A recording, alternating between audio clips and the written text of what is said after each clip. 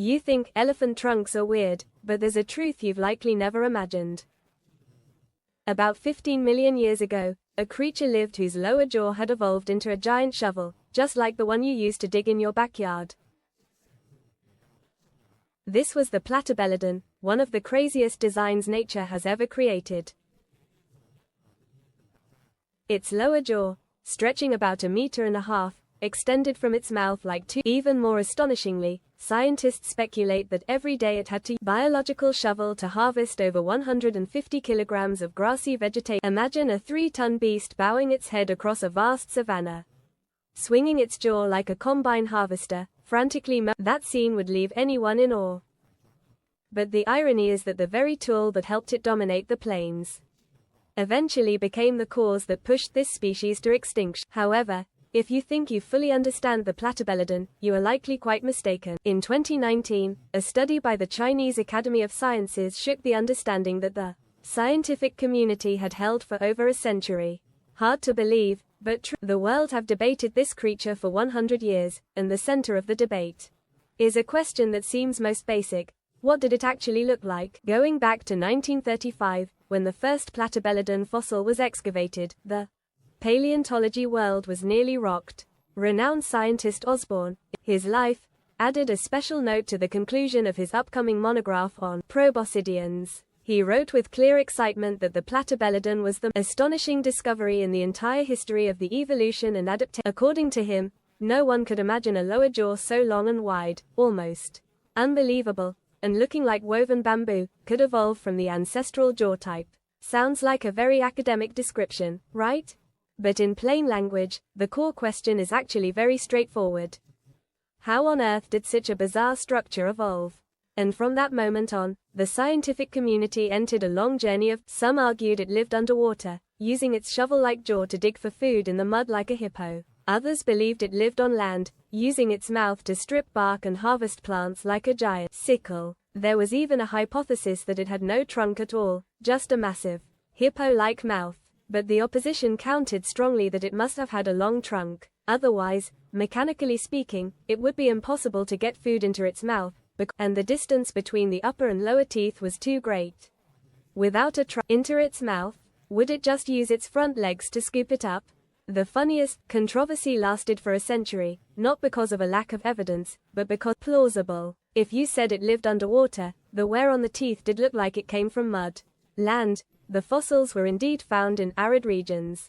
Answer: neither convinced the other for over 80 years. Not until 2019 did scientists from Institute of Vertebrate Paleontology and Paleoanthropology of the Chinese the decisive evidence. They used advanced stable isotope analysis and, using finite element methods to study the Platybelodon's teeth and skull in extreme detail. The results revealed a shocking truth. The Platybelodon was not at all a mud dredger as many had thought, but a harvesting machine of the savanna, specialized to an extreme degree. Scientists discovered its nasal cavity structure was even more complex than that of modern. Its nasal bone was tiny, and in the world of proboscideans, the smaller the nasal bone, the more developed the muscular. This means it possessed a long, extremely flexible trunk, even more powerful and sophisticated than those of modern. As for that shovel-like lower jaw, its true function is so ingenious it warrants applause. Its feeding sequence was nearly perfect. First, it used its flexible trunk to gather clumps of grass and soft vegetation. Immediately after, the shovel-shaped jaw coordinated smoothly, swiping horizontally with the precision of a. The entire process was smooth, seamless, and highly efficient. The effectiveness of is truly astonishing. Biomechanical analysis using finite. The feeding efficiency of the Platybelodon was 2 to 3 times higher than its contemporaries. The same amount of time, it could consume far more food.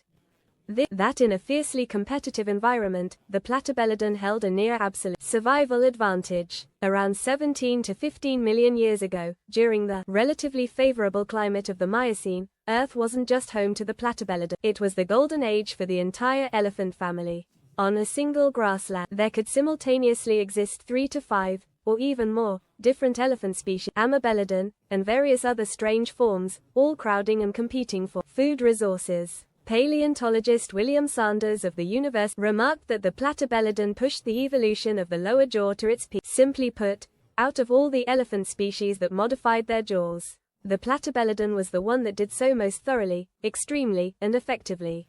Its success was by no means during that era, the Earth's climate was quietly shifting, becoming gradually drier and colder. Dense forests began to shrink, giving way to ever-expanding grasslands. Many elephant species still dependent on foraging for bark at forest edges began, but the Platybelodon was different. It had prepared for that scenario very early on. Shovel mouth was nearly perfectly designed for processing grasses, while its long trunk was so flexible that it could bundle up almost any patch of grass on the ground. Colossal body, it could travel dozens of kilometers a day, leisurely crossing the vast grasslands to find the most fertile grazing grounds. Just like that, the Lord of the Plains, with their footprints stretching across Asia, Africa, Europe, and with almost the entire open land belt of the Northern Hemisphere once being its territory. In the Linxia Basin of China, scientists discovered a fossil population Platybelodon that is truly one of a kind. From juveniles as young as 3 to 4 months, those over 40 years old, a total of 24 nearly complete skulls have fully documented their growth. A fossil sequence this complete is almost unprecedented across the globe. Rewinding about 15 million years, northwest China back then was not a desert like today, but a lush grassland with abundant water, under the morning sun. Herds of Platybelodon leisurely grazed. They bowed their heads, used of fresh grass, the shovel-shaped lower jaw swiped cleanly, cutting off the roots, then unhurriedly fed into their mouths. A mature individual could weigh about 3, even reaching the 5-ton threshold. On the grasslands then, almost no species, these giants. But from here, the story begins to take a cruel turn. About 12 million years ago, an unprecedented climate shift was quietly approaching. Geologists call the Torstonian climate event. The global climate extremely unstable. Temperatures fluctuated wildly, rainfall patterns changed profoundly, and grasslands that might sound not too serious. If grass is scarce, just move elsewhere to eat. But the Platybelodon's problem lies precisely the very shovel mouth it once prided itself on, the weapon that helped it dominate the grasslands for millions of years, ultimately turned into its own. Because the Platybelodon's feeding method was too specialized, it was only truly efficient when cutting low-growing herbaceous. When the grasslands began to shrink and shrubs and small trees started appearing more, the Platybelodon immediately fell into a bind. Its shovel-shaped jaw was almost helpless before the tangled horizontal. Meanwhile, many other elephant species, like the Gomphotherium, possessed more flexible jaws that could handle. When the environment changed, they could quickly adjust their survival strategy. But the Platybelodon could not.